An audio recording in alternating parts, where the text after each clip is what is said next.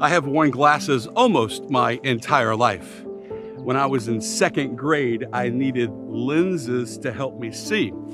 And that's what these lenses do. Without my glasses, without these lenses, I can see the world as it is partially. I have a perception of what truthfully is, but that's influenced by the lack of the lens. With these on, now I can see reality as it truthfully is, right? The lenses allow me to receive the fullness of what life is. I can see because of the lens. Now, what if, as good as your relationship with God has been and as good as your experience of God has been, what if you needed a lens? Again, as good as it's been in the past, as good as your experience or relationship with God has been, what if we could offer you a lens with which you could see Jesus as he truthfully is, a new way that would offer you this encounter that would give your life a new horizon and a decisive direction. A lens through which to appreciate Jesus Christ. What's that lens?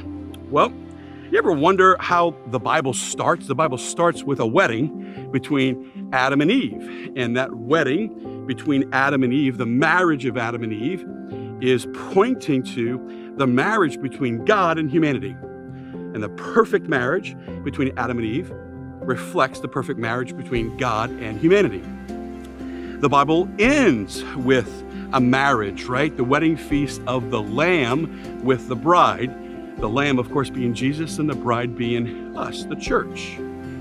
Now, in the book of Genesis, that perfect marriage between Adam and Eve was affected by the fall. And likewise, this perfect marriage between God and humanity was pierced by the fall. And once started with the great marriage, now there's this great divorce, this distance between us and God. Now here comes Jesus.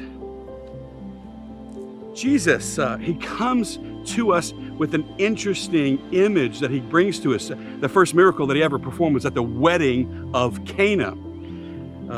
John the Baptist, when folks asked him, "Are you the Messiah?" John says, "I'm not the bridegroom. I'm just the best man."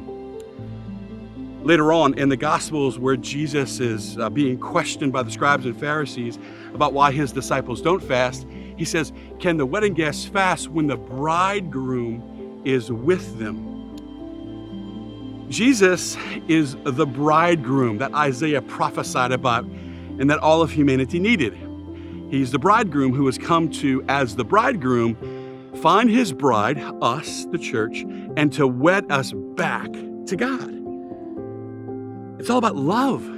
This journey that we are on this Lent is about us encountering the truth of who Jesus is as the bridegroom, and he has become man for us out of love so that we might be wed back to God, and that's why we're on this journey.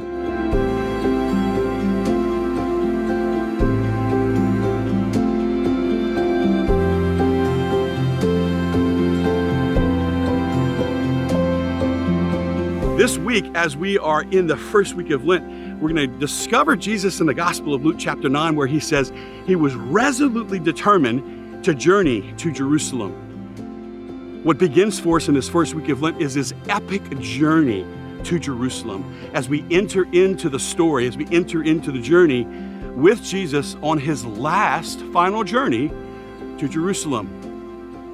Where there, Jesus as the bridegroom is going there for one reason, and that is to save us, the bride, and wed us back to God. He is inviting you on the journey in this first week of Lent to encounter love, to encounter the person of Jesus Christ, and to encounter him as the bridegroom. So welcome to the journey. Welcome to the first week of Lent, where we will discover and encounter Jesus as the bridegroom. God bless you.